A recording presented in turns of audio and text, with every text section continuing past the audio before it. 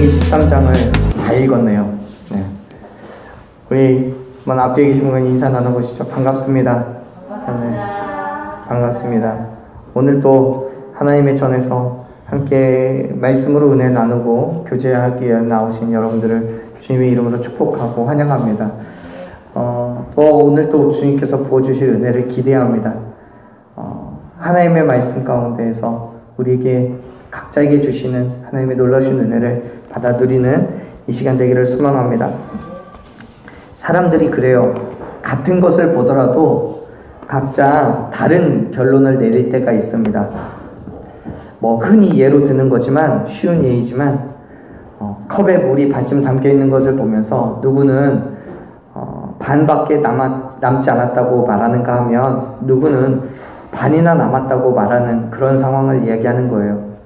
어떻게 보면 우리에게 주어진 상황은 모두가 다 똑같아요. 똑같은데 정도의 차이, 상황의 다름만 있을 뿐인 거지 누구에게나 어려움도 있고 걱정과 근심이 다 있습니다.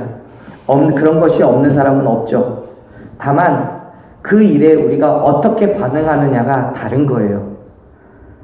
누군가는 그 어려움에 사로잡혀서 아무것도 하지 못하고 발만 동동 구르고 있는 사람이 있는가 하면 누군가는 그 어려움 속에서도 평안을 누리는 그런 사람들이 있는 거예요. 전자의 경우는 대부분이 그렇기 때문에 이해돼요. 그런데 후자의 경우는 어떻게 그러한 평안을 누릴 수 있는지, 그 어려움 가운데서도 안식할 수 있는지 의문이 듭니다. 그 사람은 어려움 가운데 역사하실 하나님을 바라보면서 기대하기 때문에 평안할 수 있다는 것을 여러분 믿으시길 바랍니다. 물이 반쯤 담긴 컵을 보면서 곧 사라져버릴 물 때문에 걱정하고 염려하는 것이 아니라 그 빈 컵에 가득하게 물을 부어주실 하나님을 믿기 때문에 평안을 누리는 거예요. 그렇습니다, 여러분. 우리가 예수 그리스도의 죽으심과 부활하심을 믿음으로써 그분에게 우리의 삶을 다 맡겨놓는다면 우리의 빈 컵에 물을 가득히 부어주실 하나님을 만나게 될 줄로 믿습니다. 예수 그리스도께서 주시는 그 참된 평안과 안식을 누리게 되는 거죠. 오늘 저와 여러분이 그러한 안식, 그러한 평안을 누리는 귀하고 복된 그 은혜의 시간이 되기를 간절히 축원합니다. 아브라함이 그래요. 그는 하나님을 완전히 믿고 신뢰했기 때문에 그의 삶의 전부를 하나님께 맡겨놓고 의지하며 나아갔던 사람이에요. 그 길이 사실 아스팔트 길인지 아니면 자갈밭길인지 진흙밭길인지 그런 건 전혀 상관하지 않아요. 그냥 말씀하신 대로 가는 거예요. 아브라함의 나이가 75세 때였죠. 하나님의 말씀에 순종하여서 가족들을 데리고 고향과 친척과 아버지의 집을 떠납니다. 그리고 하나님께서 말씀하신 그 땅, 하나님께서 보여주시는 그 땅으로 가요. 그렇게 광야의 생활을 시작한 아브라함은 가나안 땅과 베델 동쪽 산으로 옮겨가고 거기서 점점 남쪽으로 내려갑니다. 얼마나 지났을까요? 아브라함이 거주하던 그 땅에 어려움이 닥칩니다. 바로 기근이 생긴 거죠. 기근 때문에 먹을 것이 없어지자 아브라함은 먹을 것을 찾아서 애굽으로 갑니다.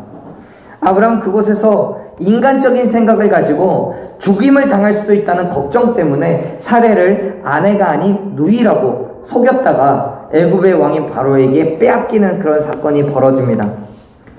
아브라함은요, 처음에 자신의 고향과 친척과 아버지의 집을 떠났을 그때에는 분명히 하나님의 음성을 들었어요.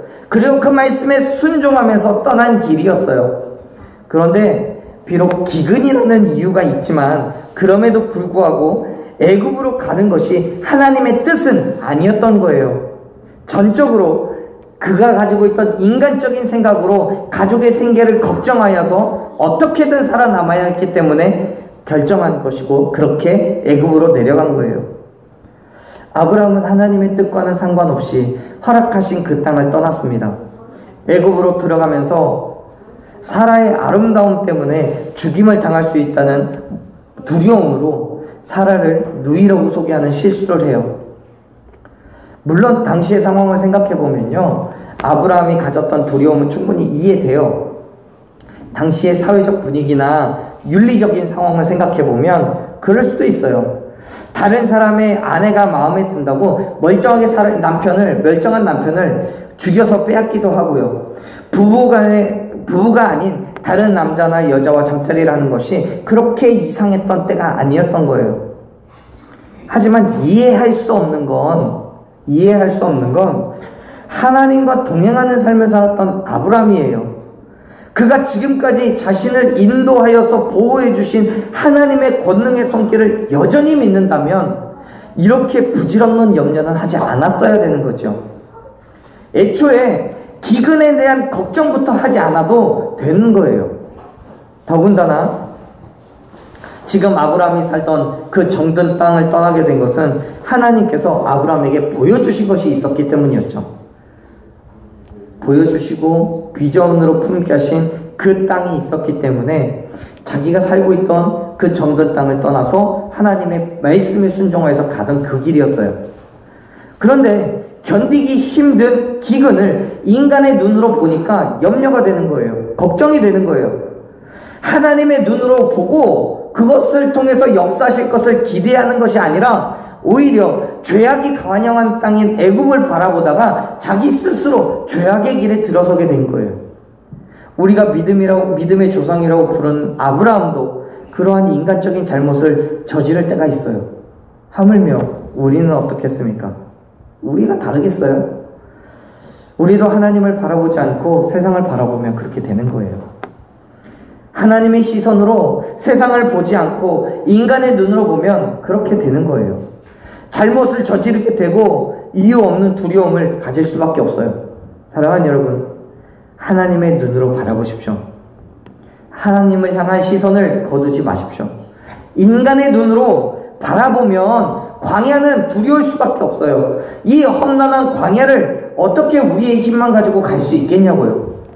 그러나 같은 광야의 길이라 할지라도 하나님의 눈으로, 하나님을 향한 시선으로 바라보면 그곳에 분명히 은혜가 있고 놀라운 역사가 있을 줄로 믿으시길 바랍니다. 그렇습니다. 하나님의 도우심이 아니면 결코 단 한 발자국도 나아갈 수가 없는 길이에요. 그렇기 때문에 하나님 바라보십시오. 그리고 하나님의 눈으로 이 땅을 보십시오. 우리의 도움이 되시고 피할 바위가 되어주시는 하나님께 모든 것 맡겨놓고 우리에게 나아가라고 하는 그 길을 믿음으로 걸어가는 저와 여러분 되기를 간절히 축원합니다. 그때야 비로소 우리는 고난의 파도를 넘고 어려움의 길을 지나서 마침내 약속하신 그 땅으로 나아가게 될 줄로 믿습니다.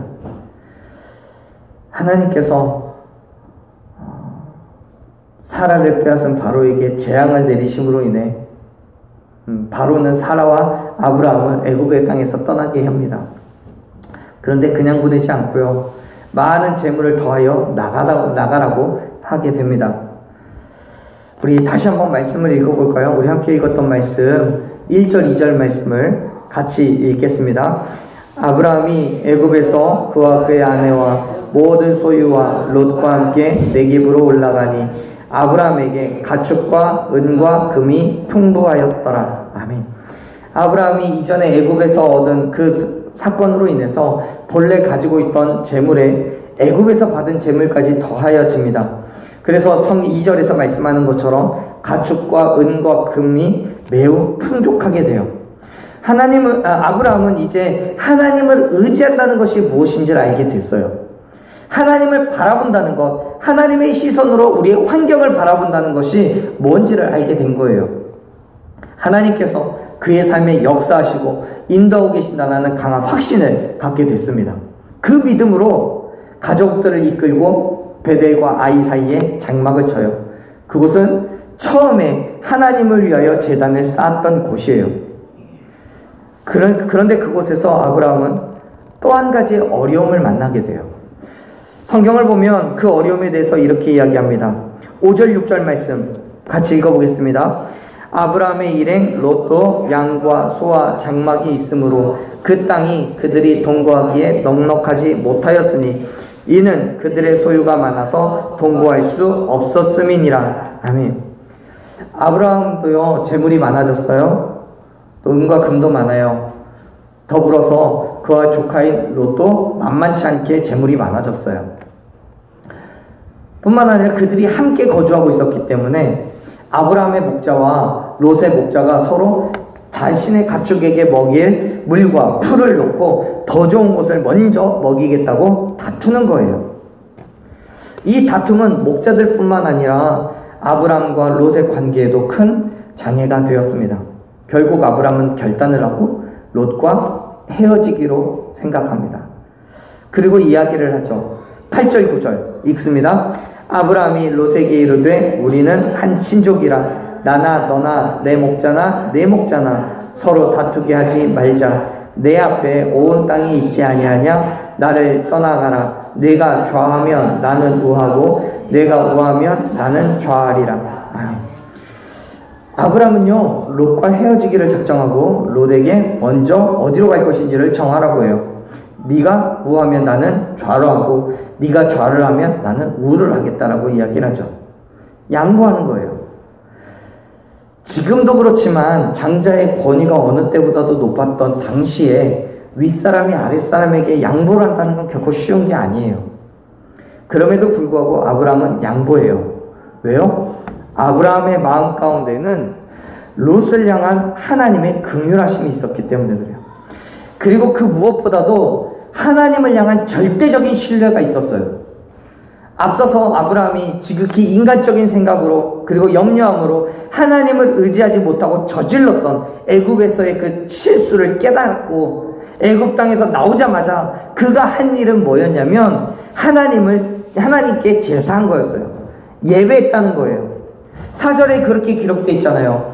베델과 아이 사이 그곳에 처음 제단을 쌓았던 그곳에서 하나님의 이름을, 여호와의 이름을 불렀다고요.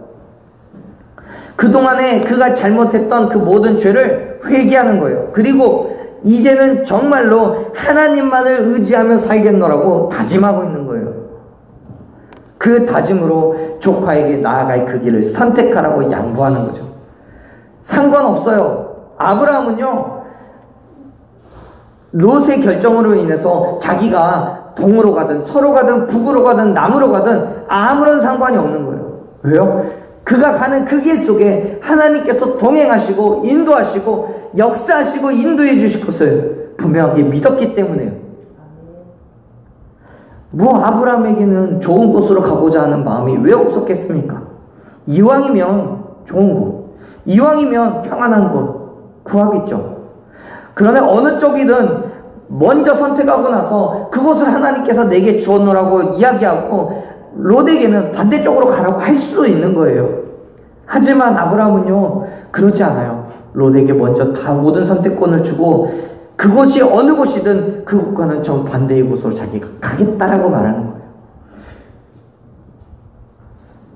아브라함은요, 자신이 가는 땅이 어느 곳이든 척박한 광야든 아니면 풍요로움이 넘치는 아름다운 곳이든 상관이 없었던 거예요. 하나님께 향해 있는 그 시선으로 바라볼 때 그곳이 어느 곳이든 하나님께서 베푸실 은혜가 그의 눈에는 보였던 거죠. 하나님께서 함께 하실 뿐만 아니라 일하시고 역사하실 것이 기대되었기 때문에 어느 곳으로 가든 상관없는 거예요. 그곳에 얼마든지 그곳에서 하나님의 은혜를 누릴 수 있었습니다. 사랑하는 여러분, 여러분이 가는 그 길에 아무런 장애물이 없기를 바라지 마세요. 여러분이 가는 그 길이 누가 봐도 넓은 길이기를 기도하지 마세요. 우리가 바라보고 기도해야 될 것은 넓은 길, 넓은 길, 평안의 길이 아니라 하나님께서 함께 하시며 하나님의 눈으로 바라보는 길이 되기를 간절히 소망합니다. 우리가 하나님의 인도하심을 받고 걸어가면, 그분과 함께 걸어가면 그의 역사하심을 기대하는 그 믿음의 삶으로 살아가야 되는 거예요. 하나님과 함께 가는 그 땅이 아무리 척박한 땅이라고 할지라도 반드시 하나님께서 기름진 땅으로 바꿔주실 것이고, 하나님과 함께하는 그 땅이 처음엔 아무리 좁고 어두운 땅이라 할지라도 결국엔 넓고 밝은 땅으로 만들어 주실 줄로 믿으시길 바랍니다. 왜요? 전능하시고 만유의 주 되신 하나님이시기 때문에 그 일이 가능한 거예요. 아브라함에게도 그러한 믿음이 있었기 때문에 모든 선택의 권한을 롯에게 먼저 주는 거예요. 롯이 어떤 선택을 하든 어떤 선택을 할지 알 수는 없지만 롯의 선택에 자신이 갈 땅이 정하겠다는 그 믿음이 하나님과의 동행을 믿지 않으면, 그의 역사하심을 기대하지 않으면 결코 할 수가 없는 거죠. 사랑하는 여러분, 하나님과의 동행을 축복합니다. 하나님과 함께 걸어가고 하나님의 역사하심을 기대하는 저와 여러분이 되기를 간절히 축원합니다. 하나님과 동행하지 않으면서 환경의 어려움을 탓하는 것은 책임전가예요. 지금 나의 삶 가운데 하나님의 주권적인 영향력을 바라지 않으면서 어정쩡하게 신앙생활하는 그 가운데 있으면서 왜 나에게 이러한 고난을 주는 거냐고 묻는 것은 정말 죄송한 얘기지만 남의 다리 긁으면서 왜 시원하지 않냐고 말하는 것과 똑같은 거예요. 지금 우리의 삶 속에 어려움이 있습니까? 여러분의 삶 속에 어떤 평안함이 없습니까? 또 어떤 문제로 선택이 어렵습니까? 모든 것 내려놓고 하나님을 의지하시는 저와 여러분 되기를 간절히 축원합니다. 아브라함과 같이 선택권을 넘기십시오. 나에게 주는 것이 무엇이든 그 선택 가운데 하나님께서 함께 하시면 그 선택이 나에게 있어서는 최선의 선택이 되고 그 선택으로 인하여서 하나님의 놀라우신 역사함을 경험하게 될 줄로 믿습니다. 보세요. 아브라함의 말을 듣고요, 롯은 눈을 들어서 요단을 바라봐요. 그것이 매우 아름답고 풍요로워 보였어요. 그리고 롯은 당연하다는 듯이 요단 온 지역을 자기가 갈 곳으로 택하고 동쪽을 향해 떠나가요. 성경을 보면요, 그곳에 대해서 이렇게 묘사합니다. 한번 볼까요? 10절 같이 읽습니다. 이에 롯이 눈을 들어 요단 지역을 바라본즉 소알이 온 땅에 물이 넉넉하니 여호와께서 소돔과 고모라를 멸하시기 전이었으므로 여호와의 동산 같고 애굽 땅과 같았더라. 11절 그러므로 롯이 요단 온 지역을 선택하고 동으로 옮기니 그들이 서로 떠난지라. 아멘. 롯은요, 눈을 들어서 요단 지역을 바라보고 그곳에 있는 어디로 가요? 소알 지역으로 가요. 소돔과 고모라 바로 옆이에요. 소돔과 고모라 땅에 롯도 이제 거주하게 되는 거죠. 12절의 말씀을 보면 롯이 머문 그곳을 이야기합니다. 같이 한번 볼까요? 12절 아브라함은 가나안 땅에 거주하였고 롯은 그 지역의 도시들에 머무르며 그 장막을 옮겨 소돔까지 이르렀더라. 13절 소돔 사람은 여호와 앞에 악하며 큰 죄인이었더라. 아멘. 롯이 바라본 곳, 그 소돔과 고모라 땅은 하나님께서 멸하시기 전이었기 때문에 여호와의 동산 같았고 애굽 땅과 같았다고 기록하고 있어요. 롯은 자신의 눈으로 그곳을 봤어요. 인간의 눈으로요. 탐욕에 가득 찬 눈과 마음으로 자기에게 주어진 이 기회를 최대한 이용하는 거예요. 놓치지 않겠다는 거죠. 인간적인 생각으로 계산하고 따져서 소돔과 고모라가 그렇게 좋아 보일 수가 없는 거예요. 그래서 롯은 소돔과 고모라를 바라보며 여호와의 동산 같았고 애굽 땅과 같았다고 말하고 있는 거예요. 여호와의 동산이 뭡니까? 에덴 동산을 표현한 얘기예요. 하나님께서 창조하시고 아담과 하와를 지내도록 하신, 정말 말로 다 할 수 없는 천국과 같은 곳이죠. 다시 말하면 롯이 바라보는 그 땅이 곧 천국이었고 물과 음식이 풍족하여서 나무랄 데가 없었다는 거예요. 애굽 땅과도 같았다고 말하죠. 애굽은요, 이전에 아브라함이 기근을 피해서 도망갔던 곳이에요. 그만큼 애굽 땅에는 먹을 것이 풍족했어요. 사람들이 살아갈 수 있을 만큼 여유가 있었어요. 지금 롯이 바라보고 있는 소돔과 고모라의 땅이 그런 거였던 거예요. 누가 봐도 소돔과 고모라는 마치 애굽처럼 비옥한 땅으로 보였고 어느 누구도 감히 덤비지 못할 만큼 강력한 나라라고 평가했던 거예요. 그가 살아가는데 너무나 좋은 땅이었어요. 근심과 걱정이 없어 보였어요. 즐거움만 가득했어요. 그런데 성경은 이야기하죠. 그 소돔이 어땠다고요? 하나님 보시기에 악하다고요. 죄인들이 있었다고요. 롯이 바라본 그 땅은 하나님 앞에 죄악의 땅이었고 언젠가는 멸망당할 땅이었지만 하나님과 상관없이 인간의 눈으로 바라볼 땐 너무나 좋은 곳이었어요. 여러분, 누구의 눈으로 어디를 바라봐야 하겠습니까? 소돔과 고모라를 바라보면서 만족을 느끼고 부러웠습니까? 인간적인 눈을 감으십시오. 이 땅에 어디를 바라봐도 사람의 눈으로 바라보면 희망이 없어요. 인간적인 즐거움과 쾌락, 그리고 탐욕의 마음으로 보면 소돔과 고모라는 너무도 풍요롭고 살기가 좋은 곳이지만 하나님의 눈으로 봤을 때 그곳은 멸망당할 땅이었어요. 죄악이 가득한 곳이었어요. 우리가 살아가는 이 땅도 똑같아요. 인간의 욕심대로 살아가자면 한도 끝도 없어요. 많은 사람들이 나의 만족과 유익을 위해서 살아요. 그 안에는 삶의 즐거움도 쾌락도 향락도 있어요. 세상 속의 가치에서는 즐거운 삶이 최고예요. 그러나 그 가치는 하나님과는 전혀 상관이 없어요. 롯은 자기의 욕심대로 소돔과 고모라를 바라봤기 때문에 그 안에 벌어지는 뿌리 깊은 죄를 보질 못해요. 하나님의 눈으로 보지 못했기 때문에 그 땅을 향한 하나님의 계획을 알지를 못한 거예요. 사랑하는 여러분, 인간적인 마음으로 선택한 곳에 결코 평안은 있을 수가 없습니다.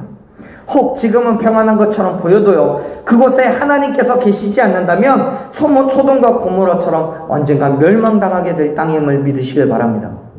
그렇기 때문에 사랑하는 여러분, 사람의 눈이 아닌 하나님의 눈으로 바라보시길 바랍니다. 하나님께서 바라보시고자 하는 그곳을 보십시오.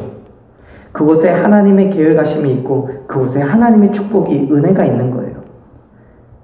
내가 갈 곳을 선택한 롯이요, 아브라함을 떠난 이후에 하나님은 아브라함에게 말씀하세요.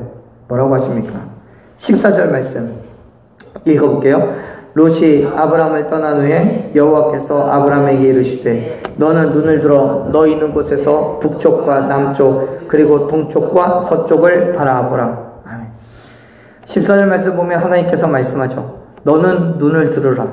그리고 바라보라. 아브라함은요, 자기의 힘으로 바라보지 않아요. 자기의 힘으로 눈을 들지 않아요. 자기가 원하는 곳을 보지 않아요.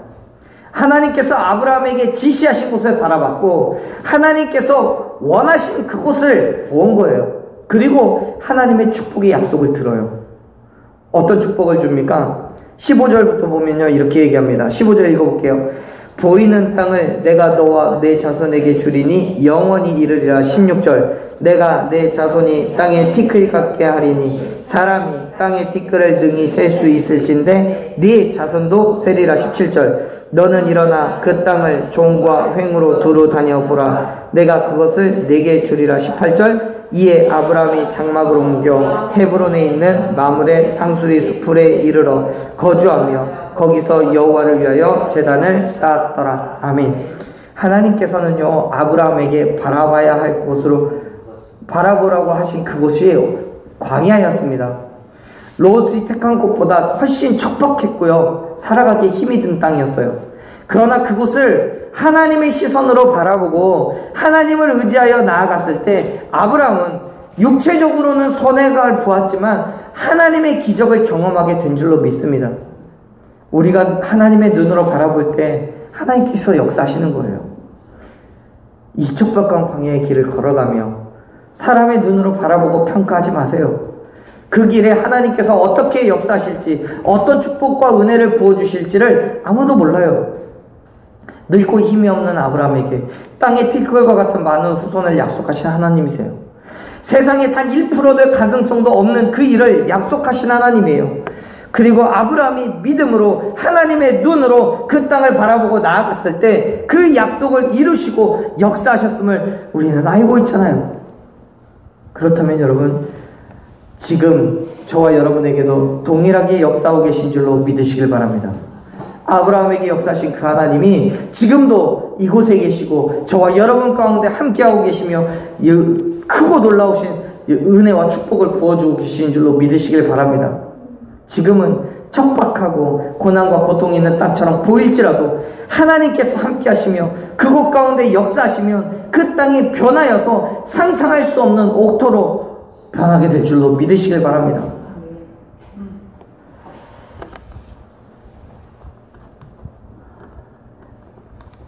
해보세요. 앞에 아무것도 보이지 않는 장애를 가진 스키 선수가 있어요. 많은 장애물을 지나서 결승점에 도달하는 그 알파인 스키 경기가 있는데요. 이 경기를 말하면 많은 사람들이 앞을 보이지 않는데 어떻게 스키를 타느냐고 생각하실 거예요. 그런데요, 이 사람들에게는요, 파트너가 있어요. 앞이 보이는 가이드 러너 선수가 있고요. 이 선수가 앞에서 달리면 뒤에서 장애를 가진 선수가 장애를 가진 선수가 앞 사람의 말을 듣고 그대로 따라가요. 가이드 러너와 선수의 사이에는요, 어떤 의심도 없어요. 무조건 신뢰하고 무조건 따라가는 거예요. 자신에게 어떠한 해도 끼치지 않을 거라는 것을 믿는 거예요. 어떤 길로 안내를 하든 그 길이 가장 바른 길이고 가장 좋은 길이라는 것을 믿는 거예요. 가이드 러너인 이 고은솔이 선수고요. 장애를 가진 선수는 양재림이라는 선수예요. 이 두 사람은요, 이런 얘기를 합니다. 그녀의 목소리만을 믿고 나는 달린다. 때론 시속 100km의 속도로 보이지 않는 기문들 사이를. 우리의 연결에 장애는 없다. 연기를 할 때 의심을 하진 않아요. 왜냐면 앞이 보이지 않는 상황에서 소리로만 따라가야 되니까 믿지 않으면 절대 따라갈 수가 없어요. 그래서 스키 탈 때는 100% 믿습니다. 그래요. 스키를 탈 때는요, 100% 믿는데요. 사랑하는 여러분, 하나님과 우리 사이가 이래요. 우리가 가야 하는 그 길은요, 우리는 몰라요. 그러나 이미 알고 계시고 계획을 가지고 계신 하나님께서 우리 앞에 계시기 때문에 저와 여러분은 오직 하나님을 신뢰하며 믿음으로 하나님만 바라보며 따라가면 되는 거예요. 롯이요, 사람의 눈으로 바라보고 나아갔던 그 길과 아브라함이 하나님의 눈으로 바라봤던 그 길은요, 그 결말이 완전히 달라요. 사람의 눈으로 바라본 그 길은 멸망의 길이었지만 하나님의 눈으로 바라본 길은 축복의 길이었어요. 이제 우리는 하나님의 눈으로 우리가 나아갈 길을 바라보기를 원합니다. 그 길 가운데 하나님께서 행하실 놀라운 일들을 여러분 기대하십시오. 인간의 눈은 물이 반만 담긴 컵에 그 남은 물도 곧 없어질 거라고 걱정하고 염려하겠지만 하나님의 눈으로 그곳을 바라보면 빈 컵에 물을 붓기 위해 주전자를 들고 계신 하나님이 계신 것을 발견하게 될 줄로 믿습니다. 하나님께서 그렇게 저와 여러분의 삶에 반드시 역사하시는 거예요. 반드시 내가 축복하겠노라고 아브라함에게 약속하신 것을 이루어내셨던 하나님이시잖아요. 90세 노인에게 아들을 주시겠다고 약속하시고 100세에 이루신 하나님이세요. 그렇기 때문에 믿으십시오. 그 믿음으로 앞에 계신 하나님을 신뢰하며 말씀하신 그대로 그 길을 따라갈 때 하나님께서는 저와 여러분에게 크고 놀라운 것들로 축복하여 주실 줄로 믿습니다. 은혜를 부어주실 줄로 믿습니다. 우리 눈으로 보이진 않지만 담대하게 말씀하신 그곳으로 나아가십시오. 우리를 통해 행하실 그 일을 기대함으로 온전히 따라갈 때 하나님께서 넘치는 은혜를 부어주실 줄로 믿으시기를 바랍니다. 오늘 다시 한번 저와 여러분이 그러한 믿음의 결단이 있기를 간절히 축원합니다. 우리 한번 찬양하면서 그 믿음을 결단했으면 좋겠어요. 우리의 눈으로 세상을 바라보는 방법은 두 가지가 있습니다. 사람의 눈으로 볼 건지 하나님의 눈으로 볼 건지요. 우리의 선택이에요. 롯이 그렇게 선택했던 것처럼 아브라함이 그렇게 했던 것처럼요. 이제 우리는 하나님의 눈으로 우리가 가야 할 그 길을 바라보면서 하나님의 손을 의지하며 나아가기를 원합니다. 그 길이 잘 닦인 길이건 발이 아픈 자갈밭이건 가시밭길이건 상관없어요. 우리를 통해서 일하실 하나님을 기대하며 나아가십시오. 하나님께서 가라고 하시면 가는 거고요. 멈추라고 하면 멈추는 거예요. 우리 길을 아시는 가이드 러너가 되시는 하나님이시기 때문에 우리를 가장 좋은 길로 정말 금메달을 딸 수 있는 그 길로 인도해 주실 줄로 믿습니다. 그러나 그 길이 반대로 인간의 욕심과 자랑을 위한 그 길이라면, 그래서 인간의 눈으로 바라보고 걸어가는 그 길이라면 반드시 그 길은 우리를 넘어뜨리는 올무가 될 겁니다. 그렇기 때문에 사랑하는 여러분, 우리가 가는 그 길에서 하나님의 눈으로 하나님의 말씀을 따라 나아가는 저와 여러분 되기를 간절히 축원합니다. 우리 한번 이 찬양 같이 고백합니다.